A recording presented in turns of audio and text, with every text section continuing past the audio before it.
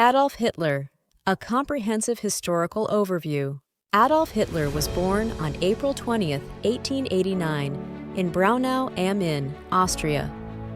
His father, Alois Hitler, was a customs official, and his mother, Clara Pölzl, was a homemaker. Alois had a domineering personality, while Clara was more affectionate and doting, creating a complex family dynamic for young Adolf. Hitler's childhood in Austria was marked by academic struggles and frequent conflicts with his authoritarian father.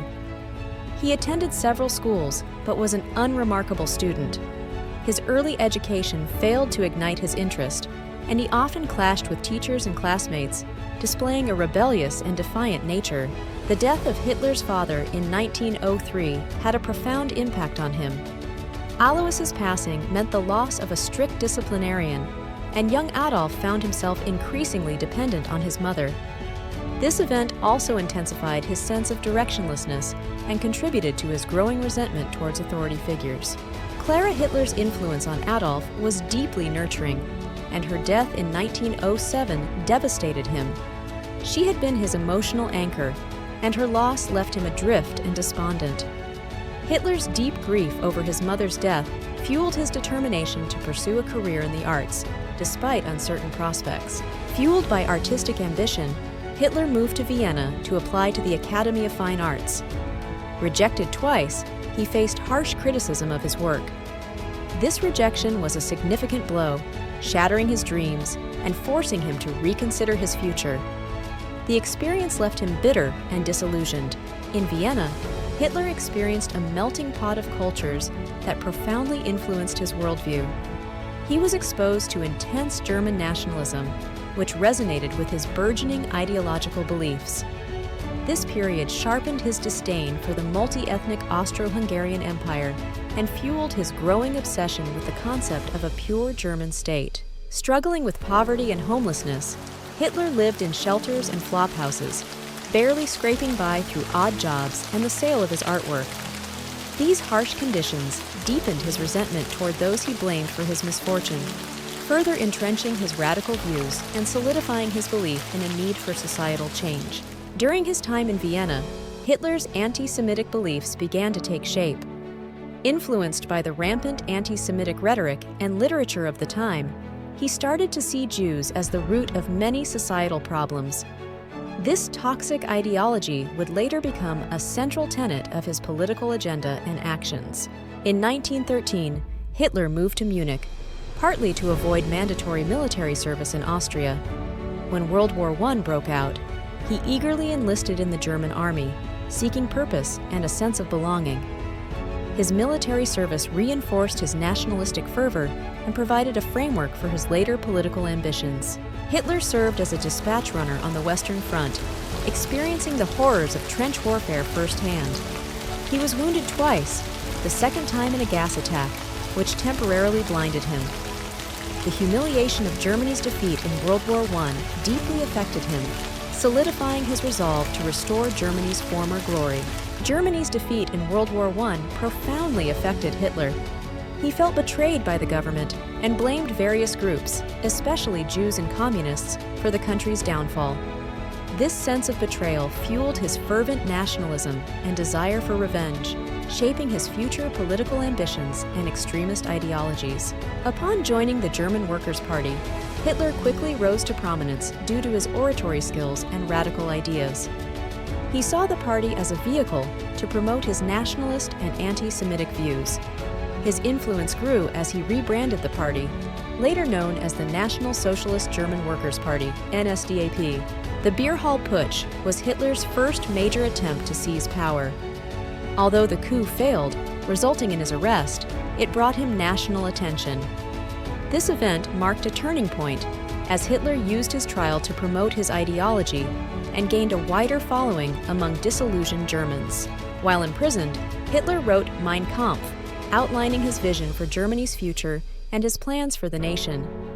The book detailed his extreme nationalist, anti-Semitic, and anti-Marxist beliefs. Mein Kampf became the ideological foundation of the Nazi movement, spreading his ideas and attracting more followers. After his release from prison, Hitler focused on rebuilding the Nazi Party. He reorganized its structure, created propaganda campaigns, and established paramilitary groups. Despite initial setbacks, his relentless efforts laid the groundwork for the party's future success, positioning it as a significant force in German politics. After being released from prison, Hitler focused on rebuilding the Nazi Party. He sought to create a disciplined, unified organization capable of seizing power. By carefully orchestrating public rallies and speeches, he gained a following. His charisma and propaganda skills helped him attract disillusioned Germans, eager for change after the Weimar Republic's failures. Germany's economic and political instability during the late 1920s and early 1930s provided fertile ground for Hitler's message. The Great Depression had left millions unemployed, and the Weimar government appeared weak and ineffective. Hitler promised strong leadership, national revival, and an end to the chaos, appealing to a desperate population. Hitler's rise to prominence was marked by his ability to exploit public discontent and the weaknesses of his political opponents. He built alliances with influential industrialists and former military leaders, gaining their financial and strategic support. Through calculated speeches and propaganda, he positioned himself as Germany's savior, ready to restore national pride. To gain political power, Hitler employed a combination of legal and violent tactics. He used the Sturmabteilung, SA, to intimidate opponents and disrupt rival parties' meetings. Simultaneously, he worked within the political system, running for office and seeking to build a coalition. This dual strategy gradually eroded the Weimar Republic's democratic institutions. The Reichstag fire in 1933 provided Hitler with an opportunity to consolidate power. By blaming communists for the fire, he justified the passage of the Enabling Act, which granted him dictatorial powers. This act allowed Hitler to bypass the Reichstag and rule by decree, dismantling Germany's democratic framework and setting the stage for his totalitarian regime. Hitler's appointment as Chancellor of Germany marked the beginning of a radical transformation. Utilizing political maneuvering and leveraging his growing influence, he quickly established a coalition government.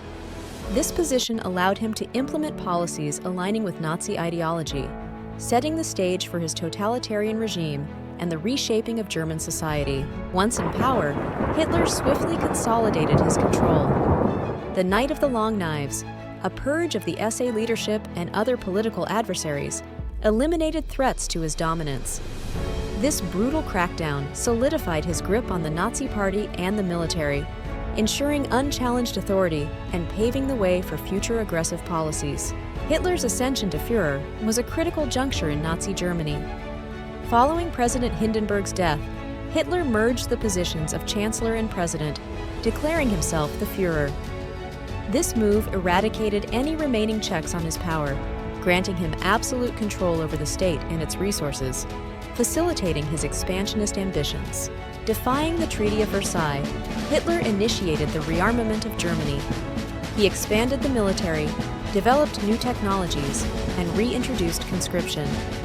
This militarization effort not only violated international agreements, but also prepared Germany for future conflicts, demonstrating his commitment to restoring Germany's perceived former glory and territorial ambitions. The Anschluss was a bold move to annex Austria.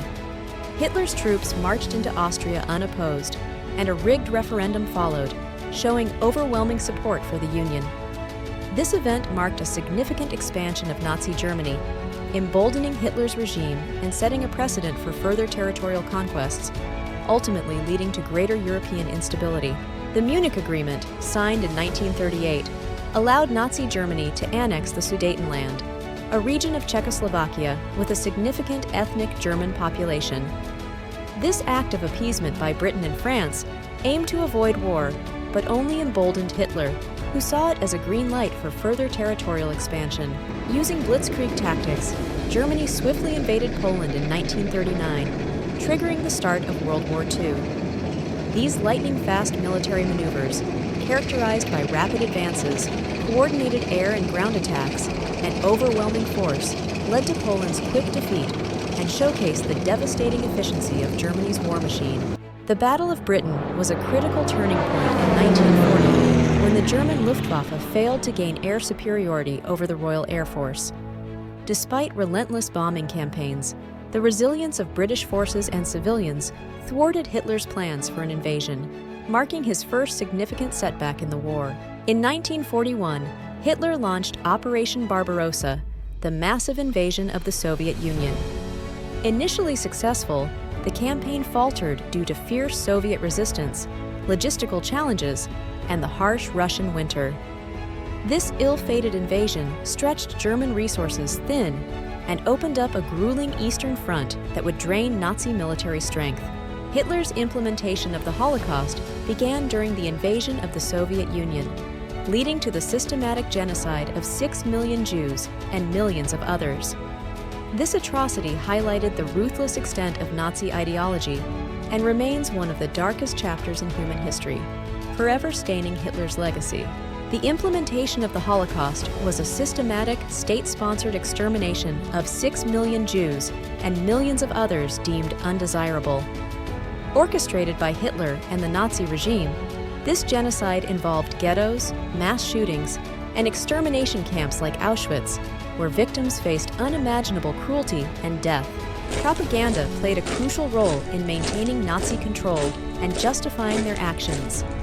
The regime used media to spread anti-Semitic ideology, glorify Aryan supremacy, and dehumanize Jews and other minorities. This relentless propaganda machine manipulated public opinion and stoked hatred, facilitating widespread complicity in atrocities.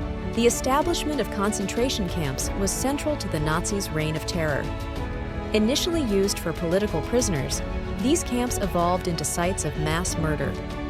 With places like Dachau and Bergen-Belsen, the network of camps enabled systematic genocide, forced labor, and medical experiments on an industrial scale. The Battle of Stalingrad marked a turning point in World War II. The fierce Soviet resistance and harsh winter decimated the German forces, leading to a significant defeat. This loss weakened the Nazi military and morale, shifting the momentum in favor of the Allies and bolstering Soviet resolve. The Allied invasion of Normandy, known as D-Day, was a pivotal moment in the war. On June 6, 1944, Allied forces landed on the beaches of Normandy, France, in a massive, coordinated assault.